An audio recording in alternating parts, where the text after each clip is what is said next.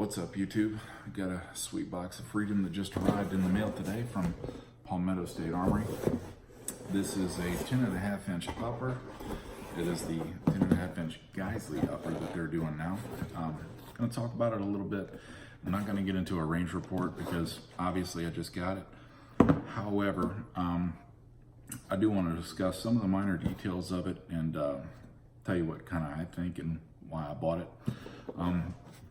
Anyway, what we got here is the Palmetto State Armory, basically your mil-spec upper, nothing special about it, 70-75 T6 aluminum, yada yada yada. The real gem here is the rail and the barrel. Now, the rail is the Geissele Automatics 9-inch rail.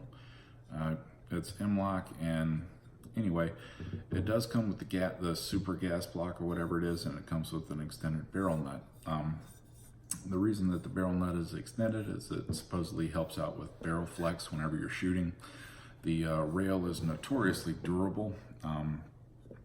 Geissele is without a doubt one of the more tested companies out there. I mean, they really make great stuff, especially as far as their triggers go. I'm hesitant to say that there is one company that does the best, but Geissele, without question, has the best triggers that are available out there right now on the AR-15 platform. I haven't had much experience with this specific gas block, but the barrel I've got on most of my guns. Now, this is the FN Cold Hammer Forged barrel. They do manufacture for some other companies like Spike Tactical and stuff like that, so you can find them in different cuts and different specifications that certain companies ask for. But for the most part, you know, FN barrels, they're unbelievably reliable, and they're also unbelievably accurate too, and they last forever. This is one of those guns that you could probably give to your grandkids, because you more than likely don't shoot enough in order to wear the barrel out. But barrel life's about 2 to 3 times more than a standard nitride barrel is. And I don't know about the 10.5-inch version, but the 16-inch version, you can quite easily shoot sub MOA with the right loads. It comes with the A2 Birdcage flash hider. Nothing special about that. I actually plan on removing this, and in the future I think I'm going to go with my my go-to my go-to muzzle brake, which is the VG6 Gamma. Love that brake. Does a really good job at controlling muzzle climb on every one of my guns. I mean, they're like nail drivers. But outside of that, I don't really need to go too much into the specs, because each one of the things that are on this gun is fantastic and it's been tried and tested. So I guess what it boils down to is, for $500, is this a deal? Yeah, I would say it is, and that's obviously one of the reasons why I bought it. Now, the rail itself is going to cost you, the rail comes with the caps nut, and I believe it comes with the gas block. So that alone is going to cost you about 250 bucks, and also the barrel is going to run you also about 250 bucks, and that's on the rather cheap end. I mean, you can go to some of the seediest parts of the internet, and that's about as cheap as you're going to get it on both ends for just those things. So basically it makes it to where your upper receiver is pretty much free. You know, it's almost like buy a FN barrel and Geissele, you know, rail, get your upper receiver free kind of thing, if you think about it like that. Now, one other reason that I bought it is because the gas block is pinned on these models.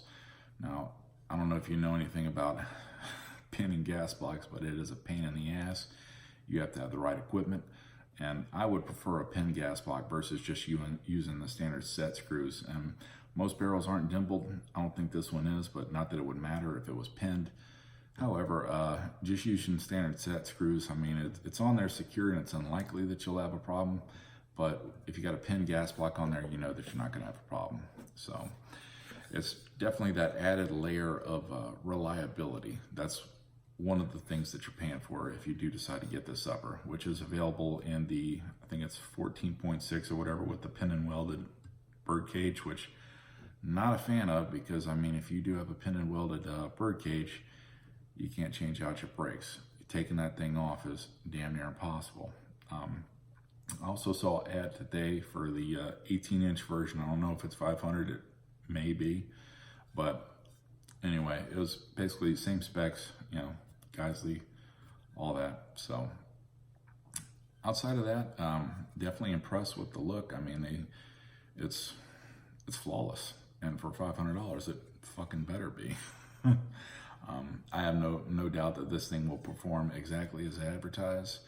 I plan on putting this on a pistol lower of mine and running it through its paces here pretty soon. But I do have some of the other, bunch of these other FN barrels on some of my other guns, and they all work flawless. I mean, they are excellent barrels. The only other barrel that I bounce back and forth between the FN barrel is the Ballistic Advantage barrel. Whenever I'm building guns, I do like to use Ballistic Advantage. Their stuff is sub-MOA guaranteed, which means that you know it's going to be accurate as fuck. And they've never disappointed, never had any problems with any of their stuff. But anyway, if you got any questions on this upper, by all means, just drop a note in the comments. And I also think that Mr. Guns and Gear did a review, a range review on this. But I'm gonna give you one last quick look at it just so you can see what you're getting. And the finish on it is perfect. It's a gas block, and probably can't see the pen job in there, but anyway, that's all I got. Thanks for watching.